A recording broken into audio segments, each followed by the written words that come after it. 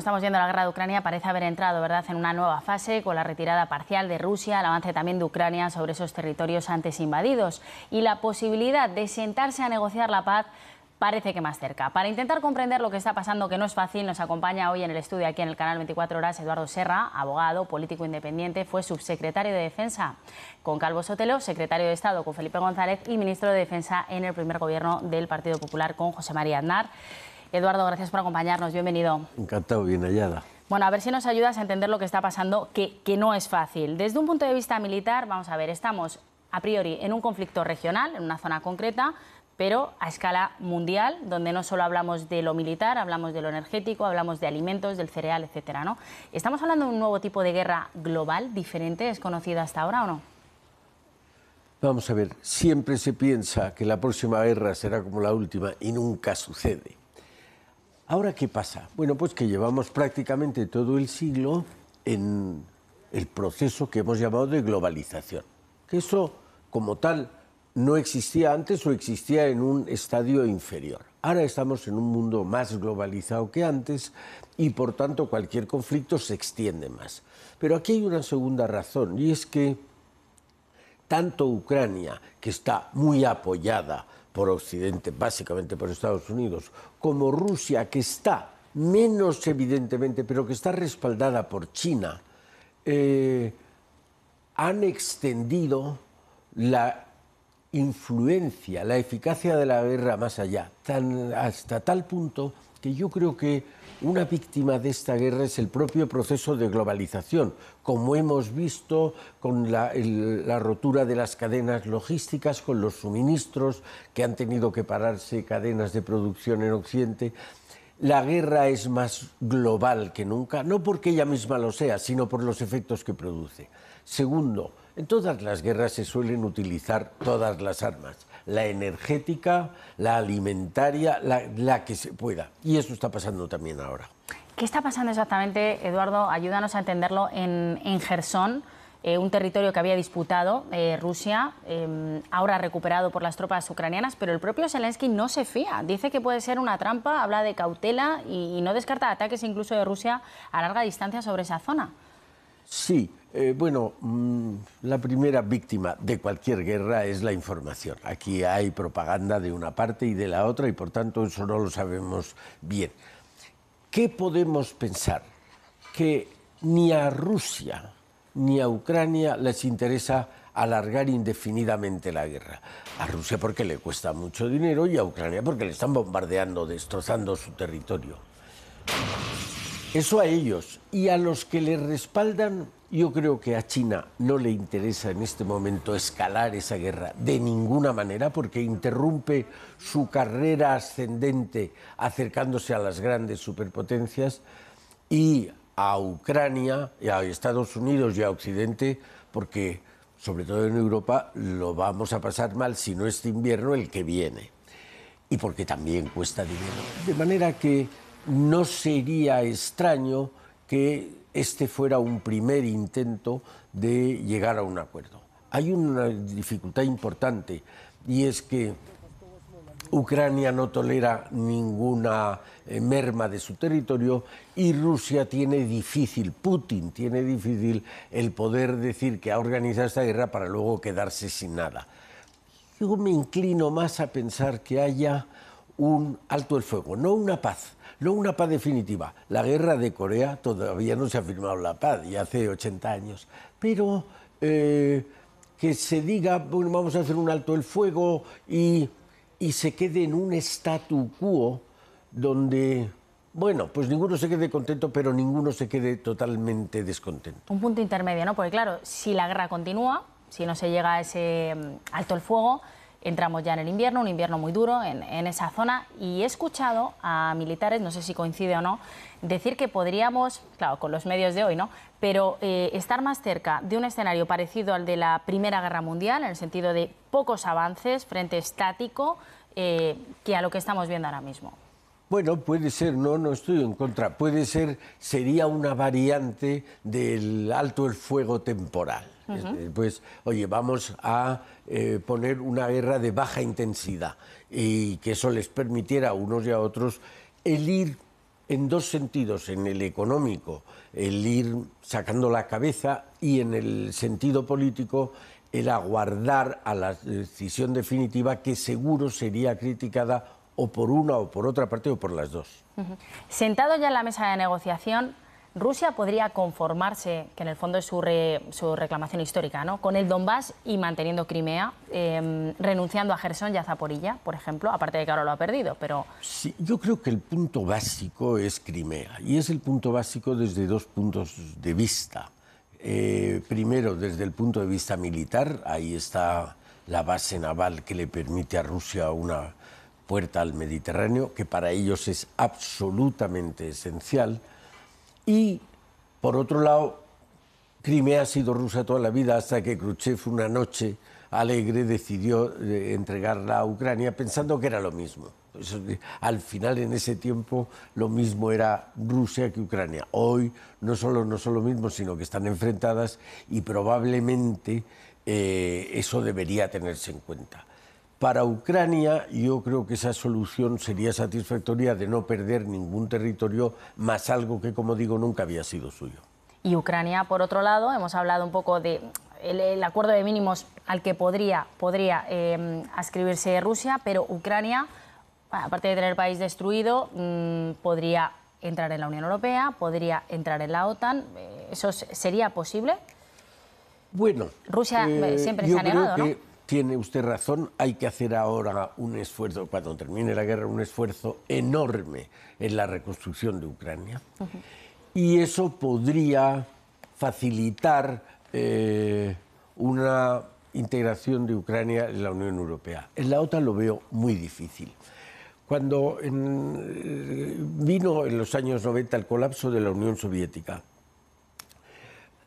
verbalmente, no se firmó ningún pacto, pero verbalmente se le dijo a los rusos que no habría ampliaciones de la OTAN hacia el este. Vamos por la quinta. Y ya ha habido, efectivamente. Esta de Finlandia es de Suecia, y Finlandia sería la quinta. Entonces, ¿qué sucede? Para Rusia tenía una distancia de cientos de kilómetros con los países de la OTAN, y ahora se quedaría a las puertas. Y eso, por entenderlo, es un caso similar al que pasó en la crisis de los misiles de 1962 con Kennedy, donde simplemente era la seguridad nacional americana la que no podía tolerar misiles soviéticos en Cuba. Y ahora, pues, Putin, que tiene menos fuerza de la que tenía Kennedy, pero es difícil que tolere el tener un país de la OTAN a las puertas suyas, ¿no? Queríamos analizar también, claro, en esta guerra estamos viendo tal vez el arma más sucia, ¿no?, contra la población civil, no solo los drones, zonas residenciales. Detrás de ti, Eduardo, estamos viendo edificios que no son objetivos militares para nada, son objetivos residenciales. Por supuesto, a centrales eléctricas para hacer daño también a la población en un invierno muy frío. Y claro, y las matanzas, ¿no?, que estamos viendo, ¿no? Claro, yo creo que eso es una de las cosas que más se le está criticando incluso a Rusia, ¿no? Y la posibilidad después de que tenga que responder ante la justicia internacional por crímenes de guerra. Sí, vamos a ver. Yo creo que ha sido ilegítima la invasión de Ucrania desde el principio. Además, como usted dice, se ha metido directamente contra la población civil. Y esto, hoy en día, en Occidente, tenemos especial sensibilidad. Hace 100 años no, y probablemente en Rusia tampoco. Piensa lo mismo de un objetivo civil que un objetivo militar, pero no ese es el caso de Occidente. Con lo cual, como usted dice, podría verse más perjudicada la posición de Putin, que, repito, me parece ilegal desde el principio. Empezó en el 8 con Georgia, siguió con Transnistria, Crimea. Oiga, ¿de verdad parece usted? Probablemente él tiene la necesidad. la aspiración de reconstruir el imperio de los zares. Pero mire usted, no puede ser a costa de países libres que son sus vecinos. Este pulso entre Ucrania y Rusia, que era un pulso desigual, ¿no?, de David contra Goliat, se igualó en cuanto la OTAN y Estados Unidos respaldaron militar y económicamente a Ucrania. Ese respaldo, lo apuntaba hace un momento, bueno, está cuestionado. Estamos viendo también en las cámaras de Estados Unidos, que son las que deciden el envío de ayuda, cómo si llegan los republicanos se puede cuestionar. En Estados Unidos ya no hay tanto apoyo a la guerra de Ucrania. ¿Hasta cuándo la OTAN y Estados Unidos, como máximo, y esto forzaría posiblemente la paz, puede seguir ayudando a Ucrania? Bueno, tiene toda la razón. Es un elemento más. Por un lado, la retirada de Rusia de Gerson, pero por otro lado, las elecciones midterm de Estados Unidos, que si no han cambiado completamente el juego entre los partidos, sí ha habido un atisbo de que los republicanos podrían volver a conquistar el poder, y los republicanos no piensan lo mismo que los demócratas respecto a la guerra de Ucrania, y en concreto el mantenimiento de la ayuda, pues se empieza a cuestionar. De manera que vemos que el respaldo de Ucrania, Occidente y Estados Unidos está debilitándose. Si pasa lo mismo con el respaldo menor, pero respaldo soviético, ruso por parte de China, podríamos encontrar otro argumento más en favor de que puede terminarse. Que no olvidemos que estamos a las puertas de posiblemente una recesión mundial o en muchos países económico, ¿no? Y eso también cuenta. En cuanto al presupuesto de la OTAN, a raíz de la guerra de Ucrania, una guerra de nuevo en Europa, países como Alemania se han rearmado e invierten más en gasto militar. Usted, como es ministro de Defensa, ¿cree que la aportación a la OTAN es suficiente? La OTAN en los próximos años vamos a ver cómo va a incrementar ese presupuesto militar con lo que está pasando. Si consideramos la OTAN globalmente, mire, la OTAN tiene más capacidad militar que nadie en el mundo, solo por la inclusión de Estados Unidos. El problema de la OTAN, a mi juicio, es el enorme desequilibrio entre Estados Unidos y su aportación defensiva militar y Europa. ¿Europa tiene que subir ahí o es lo que están defendiendo algunos líderes, ¿no? ¿Necesitamos más poder militar? No.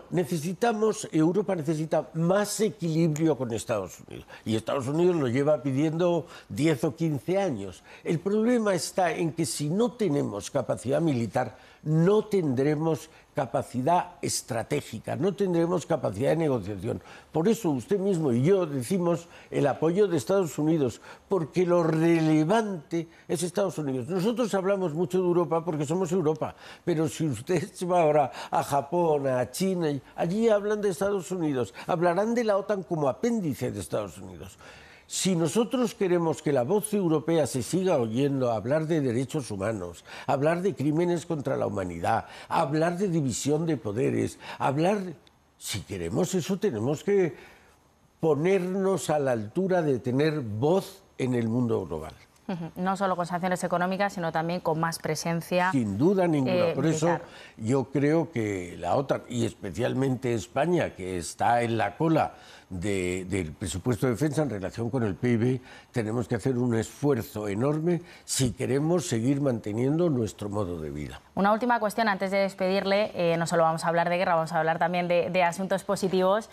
Por ejemplo, de la marca España. Usted preside dos fundaciones, una creo con exministros que no se dedican ya a la política, que potencian la marca España, y creo que es un momento fundamental como país reivindicar esa figura. ¿En qué consisten esas fundaciones? ¿Cuál es su labor? Bueno, la Fundación España Constitucional acoge a los exministros de la democracia que no están en la política activa y que quieren estar en esa fundación. La finalidad fundamental de España Constitucional es conseguir un acercamiento entre los partidos de gobierno. Allí hay ministros de la UCD, del PP y del PSOE, y se trata de intentar acercar, que no diverjan las posiciones de los distintos gobiernos. Ahora es necesario, que está muy dividido el arco parlamentario. Probablemente más que nunca. La Fundación Transforma España, creada hace 10 años, tiene por objetivo aunque no seamos muy conscientes en España, España es de los países que más ha mejorado en los últimos 60 años. Bueno, en esa fundación creemos que hay lugar y hasta cierto punto hay necesidad de seguir mejorando. Y ese es el objetivo de esa fundación. Bueno, pues con ese buen sabor de boca terminamos esta entrevista. Eduardo Serra, gracias por acompañarnos en el 24 Horas. Buenos días.